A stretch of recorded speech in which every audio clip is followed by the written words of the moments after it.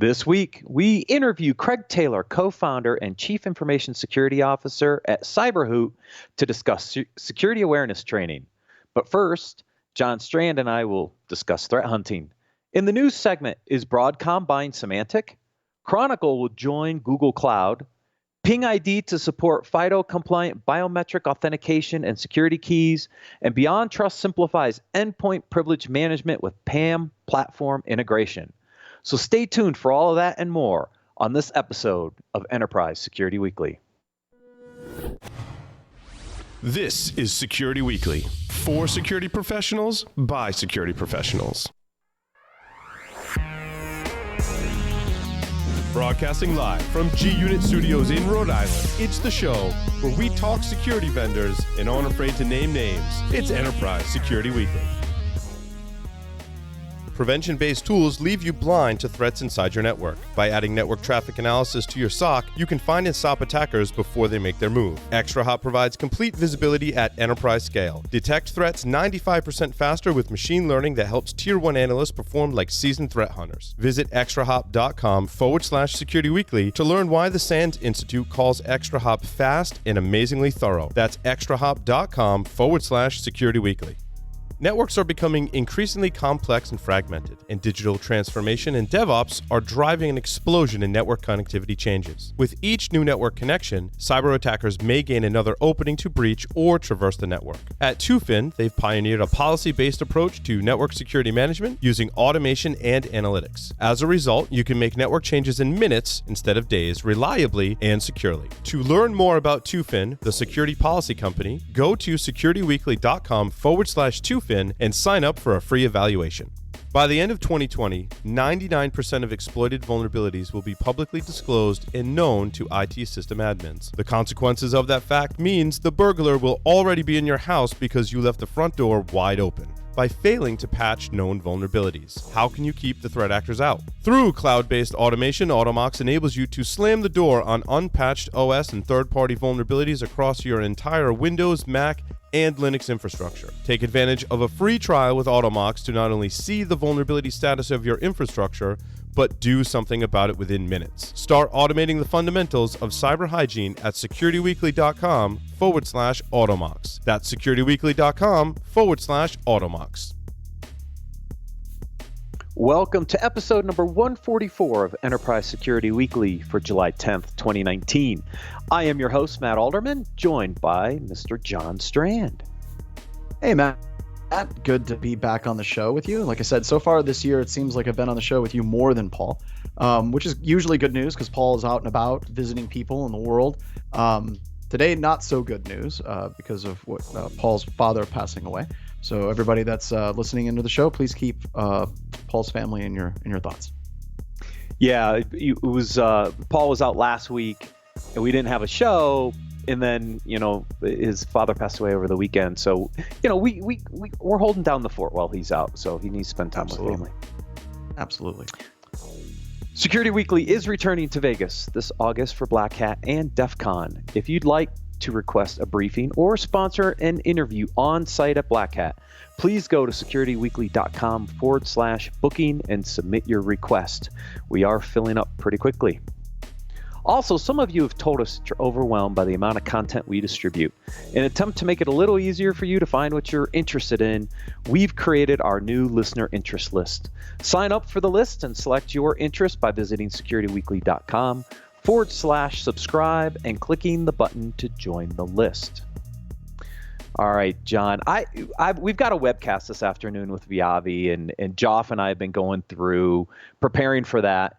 And you and Paul and Chris did a threat hunting webcast. Oh, it was over a year ago. I think it was February of last year. And I thought it was time to go back around and talk threat hunting a bit, kind of get the latest on what's going on with threat hunting and what are people doing and maybe new tips and tricks. So I was hoping we'd riff on that a little bit today. You bet. One of the things I think has been kind of interesting is how it's still in the process of being defined. If you look at kind of the traditional idea of threat hunting, it basically boils around the idea of your traditional security technologies fail at detecting advanced adversaries, you can go hunting for them. And there's some truth to that. especially on the network side. And that's kind of where we jumped in, Paul and I, and got Chris Breton kind of got started with that, with active countermeasures and Rita. But now that we've been doing this for a couple of years and we've been working with a number of our customers, we're sort of starting to see this idea of threat hunting starting to morph a little bit. One, it is sharpening the idea of forensics and incident response. And I think that that's good. Two, the other thing that we've been discovering is that there's a large number of vulnerabilities that organizations miss completely because there's not like a CVE number. It's not something that's ever going to show up in a Tenable scan or a Qualys scan or whatever it is that you're running. And I wanted to go through some examples and some stories that our listeners can look at to kind of start thinking through why this type of threat hunting is important, if you don't mind, Matt.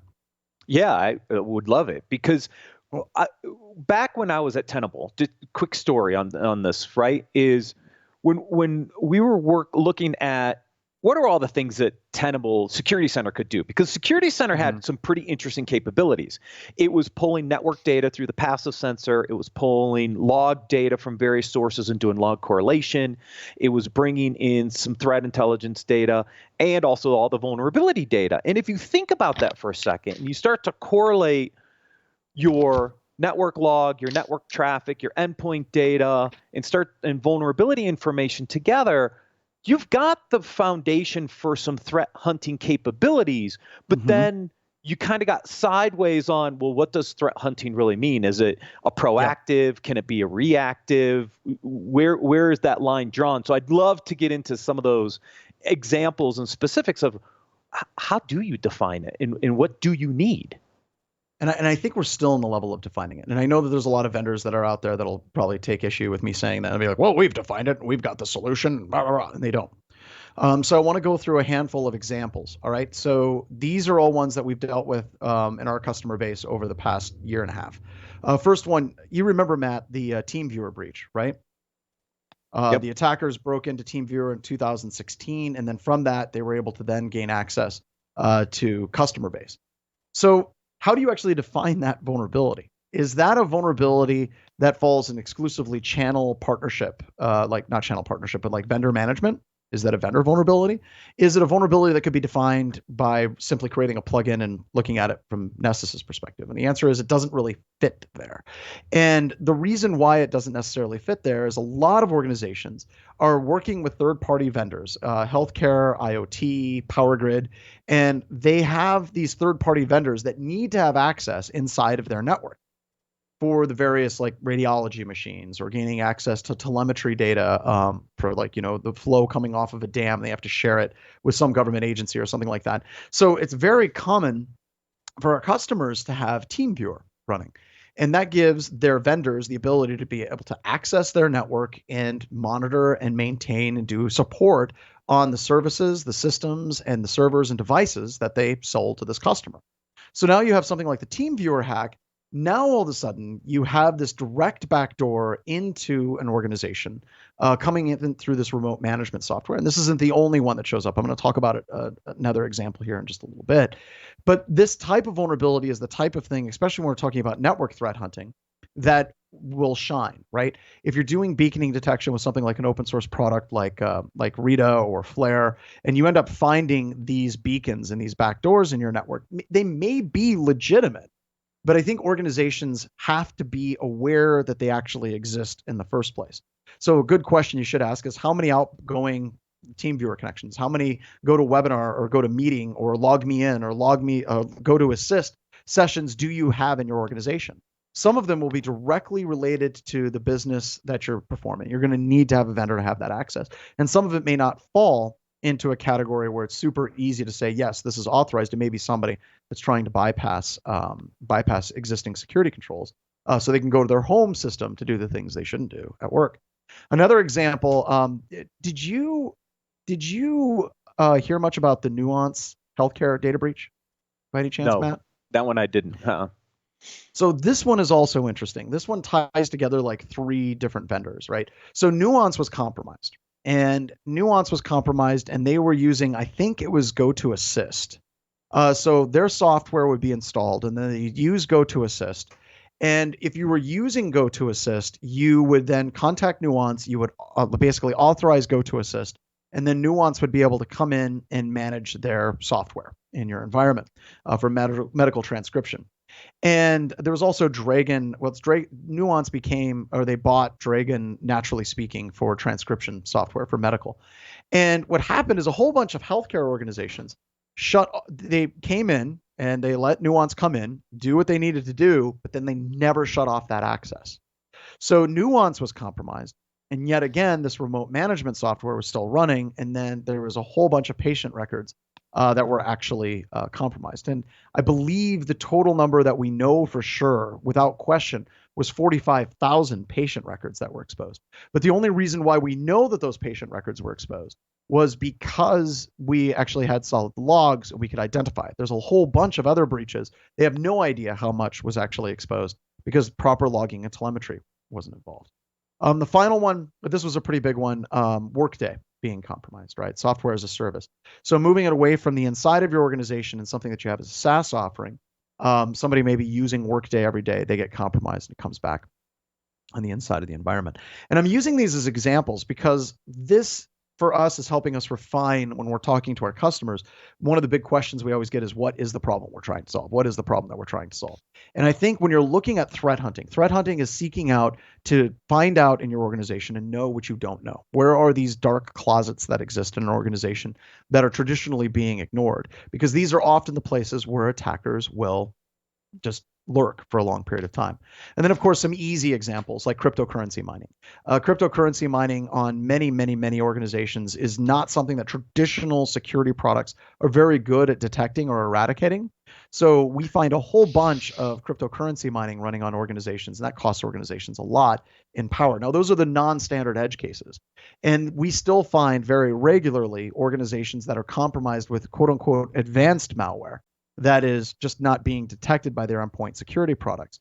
So yes, that threat hunting is basically kind of two-pronged. You're finding attackers that traditional technologies do not identify, and you're trying to reduce the total attack surface by developing a better understanding of the software network connections that are in your organization as a whole. Which leads to some interesting questions from a tooling, capability, technique. How do you approach aspects of this problem? Because what you just brought up is doing it at the network level is not enough, I don't think, right? You can look for DNS connections, you can look for HTTP beaconing, etc. But if you don't have logging turned on your endpoint and you're not looking at some of that endpoint data, you're not going to have a complete picture in a threat hunting campaign either. Well, if I was to give you all of that data, you'd still be blind in most situations. And let me explain why. So if a lot of people are saying, well, we need to have all the logs, we need to have sysmon from all of our workstations, we need to have logging enabled on the Active Directory. Okay, well, if we turn on logging on Active Directory to the point where you have full DNS like logging, except for some new modules that just got released by sysmon a couple of weeks ago, you have to turn on debug level logging. And that is a tremendous amount of logging. If you're trying to enable logging to the point where you can actually detect lateral movement in your organization, you're turning on the right event IDs, and this is our webcast that we're doing tomorrow on this topic, it is a tremendous amount of logs that'll be generated at the domain controller level. So you quickly get to the point where organizations are buying products or they're trying to enable logging where they're trying to see everything. And when you see everything, you effectively see nothing. It becomes white noise. So that's why we focused on the network, is because we think we can get a good solid percentage. It's a gap. If you look at the MITRE attack technique matrix, no one's doing that far right 2 columns for C2 and beaconing detection. And that was just greenfields for us. But even if you're going to be looking at it from the endpoint perspective, there has to be a strategy. So whenever you're talking about products, right, the easiest way that you can go about doing this is something called long tail analysis. So you can inventory your software, you can inventory your network connections, you can inventory a lot of things that are going on in your organization, and basically look at the least values rather than the most values, fathead versus long tail.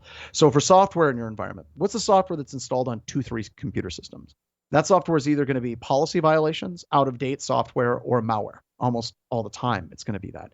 But you can approach that with open source tools like Kansa. from Dave Hull, and I think that Mandiant's Myrrh product did something very similar from a forensics perspective.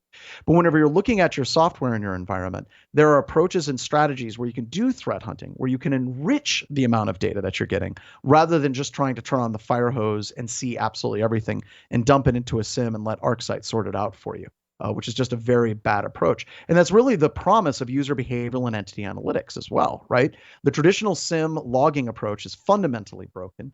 But whenever we start looking at UBEA, we're now looking at the logs in a more intelligent fashion, looking for deviations and patterns of behavior for user accounts and machine activity. And that's just a much better approach and strategy. And that actually feeds into threat hunting, because it makes threat hunting that much easier if you have that type of analytics working towards your advantage. So an organization should never just look at everything. They should try to figure out how can they intelligently look at their logs, look at their software packages, look at their network connections, and do it in a much more reasonable, logical manner than just trying to look at absolutely everything and then try to throw a threat intelligence feed on top of it and hope that it picks up something without throwing out 1,000 false positives an hour. John,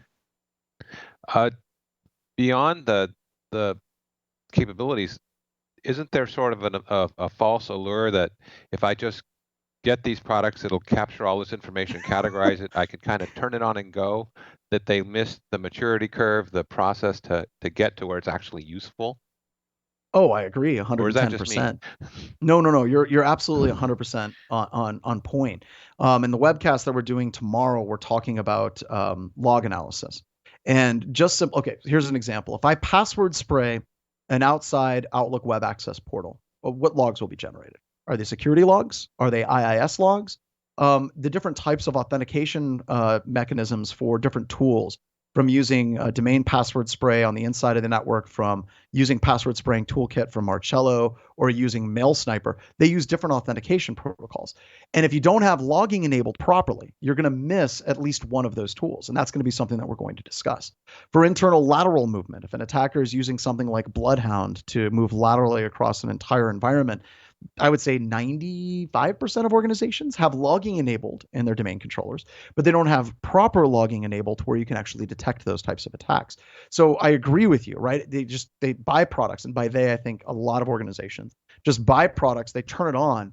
But if the data is not enriched, if it's not the proper data going into the product itself is going to still be blind. And that absolutely hits to your point on maturity. Many organizations are not mature enough to even know what it is they don't know. So they buy products to solve that problem for them. But if they don't have institutional maturity and security to understand what they should be logging, what they should be looking at, then they're going to be feeding their tools bad data, garbage in, garbage out. Or as we like to say, it's more often garbage in, gospel out instead. Are you finding any gaps in staffing? I don't mean just skill set, but like there's nobody there that's really focused on the problem, or is that they know they got to have an effective SOC, but they're not tooled up the right way?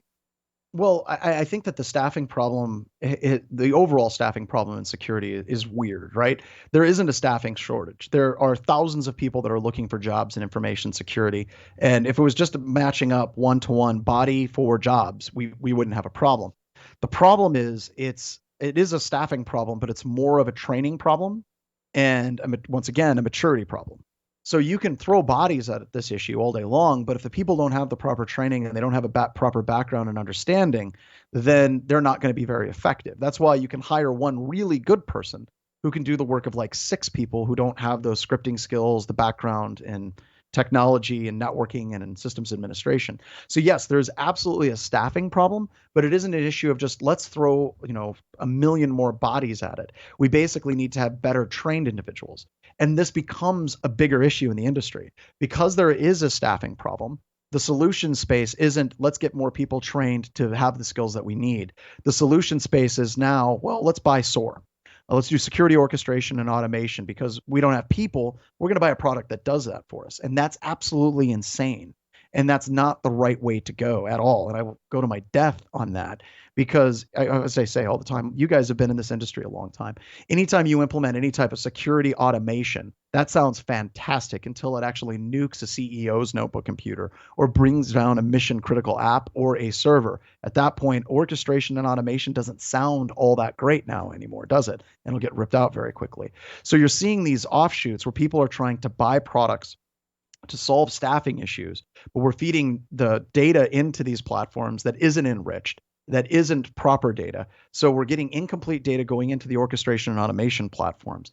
And then we're expecting that to make proper decisions for us. That's not going to work. It goes back to, like you mentioned, the maturity curve in an organization begins with its people. Yeah, and I think Go ahead. Lee, to both your point and John's point, right? We have to have mature enough resources, skilled people in the organization that know how to do threat hunting before you're ready to do threat hunting. And if you don't have a path to mature those resources, give them the skills that they need, you're not going to be ready to go on a threat hunting campaign because you don't have the people who know really what they're doing. I would disagree with that. Let me explain why. The amount of people that even know how to approach large data sets for event logs or large data sets for network traffic or anything is incredibly low. And I would disagree on this. You're not going to have the skill sets whenever you jump into it, but you sure as hell will get those skill sets as you work through it. And the skill sets for threat hunting, coincidentally, are many of the exact same skill sets that are required for incident response as well. So these skill sets are not perfectly siloed into one specific vertical, and that's threat hunting. Those same skill sets are good for systems administration, reduction of attack surface, and incident response as well. So you're not going to have these skills going into it, but you will get these skills as you start working through the issues. But if you're not moving resources through the organization and bringing in others to fill some of the void, you're not going to be able to dedicate those people over to threat hunting campaigns, are you? Because they're going to be too buried doing their day-to-day incident response activities. But that's an absolute truism in security that has existed since the beginning of time. And if we were constantly at that particular point, there would have been no growth in this industry whatsoever. It would have been like, well, we can't have people doing vulnerability management because we're trying to keep patching and antivirus updates together. That's true, right? That was a lot of work back in the day, but we had to do vulnerability management. And eventually you start developing these skill sets, and eventually the organization starts staffing things properly. So it goes back to, yeah, there's not enough bodies, there's not enough well-trained bodies in an organization, in most organizations today, to handle security. But I would hesitate anytime anyone would say, we shouldn't do X because it's hard, or we shouldn't do X because we don't have enough people. You absolutely should be doing X. But I think the organizations as a whole across the entire industry need to step back and say, okay, what really produces value for our security program? And what is just something that compliance standard says that we should do and maybe doesn't provide as much value as we'd like? So where should they start if they're going to go after this, right? Do they just look for the outliers? Like you said, look for the things that have low numbers because they're probably, something that's not supposed to be there. How do they start, John? Because I think that's the challenge that people are trying to, solve in some respects. Absolutely. Start with the outliers. So you've got tools like Consa. You can use Tanium to some extent. Dave Hole, actually, the author of Consa, works at Tanium. And he's got some cool stuff that he's talked about in the past that can do Consa-like activities. But you can do this analysis, right? And there's open source tools that'll allow you to do that. And unfortunately, with open source, it doesn't have a fantastic GUI, and it can be somewhat difficult. But you can also pull this data from SCCM, God help you, if you decide to go that way. You can also do it with WMIC product list full, where you can dump all the products across your environment with the /node : switch. If you have any questions about what I said, you're like, what the hell was John talking about with WMIC? Shoot me an email and I will be happy to give you the command. There's a number of ways where you can export your software inventory. And then once it's in there, you can do sort by count and do that long tail analysis. And on the network side, once again, that's why we created Rita. And it's free and it's open source, Real Intelligence Threat Analytics. And because it percolates up the data that you should be looking at as far as beaconing, long connections, DNS blacklist, IP blacklist, and it makes it a lot easier for someone to sort through that data than just basically wading through Wireshark output. Right. Yeah, because you're going to get overwhelmed with just the raw amount of packet data coming out of Wireshark. You're Yeah. right back Yep. to the Firehose Yep. problem. And Matt, you're also, that's a great point, because all of this stuff that I'm talking about when you're talking about threat hunting, that's all stuff that CM, change management, should have been doing for decades. Going through and removing out of date software, answering the question, how much out of date or unpatched software do we? That's CM. And this actually feeds back into the change management process as well. And when we set up the 20 critical controls at SANS, critical controls number 1 and 2 are hardware inventory, software inventory. We started that a long time ago, and we started there. And of course, James and Kelly Terrell are the keepers of that fire, right? They've taken that, they run it, they own it. But the reason why those were number 1 and number 2 is because you can't defend your organization if you don't know what your organization actually has. Mm-hmm. Yeah, visibility has always been one of the first tenets of the problem statement. I can't protect what I don't know, and without proper inventories, I don't know what I have. Absolutely. I was about to go in the exact same direction. I mean, I'm thinking if you don't know what's normal, what's supposed to be there, or what's not supposed to be there, how are you going to find the weird stuff? How are you going to know what to focus on? Yep. Another piece in the equation besides getting that inventory is also making sure you've got contacts out in the field in the nether regions of your organization. So if Paul's computer is doing something weird, you know who to call and say, is this something we just expected, or is this something we need to work down together? Yeah.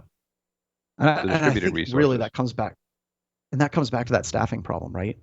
I mean, we've all been doing this a long time. I mean, you guys remember, back in the late 90s, early 2000s, whenever IT was 3 people, and you had very large organizations that relied on those 3 people. In a lot of ways, we haven't really progressed beyond that. So many organizations are just barely keeping the network running, let alone trying to troubleshoot or trace back what potentially malicious traffic might be. So we do have systematic large issues that we have to get through. Yeah. Go ahead, Lee. I was going to say, do we still see somebody creating the handcrafted solution to monitoring or something that basically they're the only person on the planet that can run as a job security move, or have we moved beyond that? I would say the vast majority of products, and I want to get Matt's take on this too. I would say the vast majority of products, even if you're buying a product, there's usually only 1 or 2 people that actually know how that product works. Yeah. I would say, yeah, that's pretty true, which means there is a knowledge transfer issue. Yeah. And even if it's purchased, it still seems like it's homegrown. And a lot of times when we see our customers rip and replace a product, it's really because they lost the expert in that product. Not necessarily that they don't like that product, but the expert that ran that specific product has moved on. And either they could relearn what that expert did, or they could just buy a new one. And when you have marketing and salespeople coming in and telling you how it's, plug and play, super easy, it makes it easy to make that mistake and believe them, and then just buy another product. So even if there is a product you're buying, it still many times is handled as a custom homegrown solution.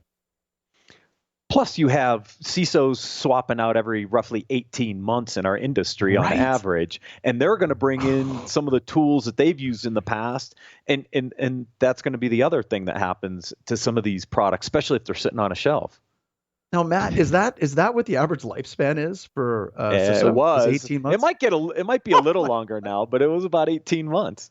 That makes so much more sense now. There's actually been a couple of you hardly know where the restroom is. Yeah. I remember I talked to a CISO once. Their network was so bad. They were running Access database web applications, and they had hundreds of these things squirreled all over the place, where everybody was creating their own thing, and their security architecture was non-existent, and they had like an amalgamation of like 50 companies. And he pulled me into a room and he said, "What do you recommend?" And I'm like, "This is bad. The only way you can fix this is by burning it to the ground and starting over again, or putting in about 1.5 years and then immediately try to find another job someplace else." And he chose option number 2 and jumped as quickly as he possibly could. It's just funny that you mentioned that. That's the average. Yeah, that's long enough to be there not knowing how to do the job and not get busted yet too. True. You can hide in the first 18 months if you don't know what you're doing. But then everything hits the fan. Then it's time to get out. Absolutely. Oh, fantastic discussion, guys. Let's take a short break, and then we'll cover the enterprise security news for this week.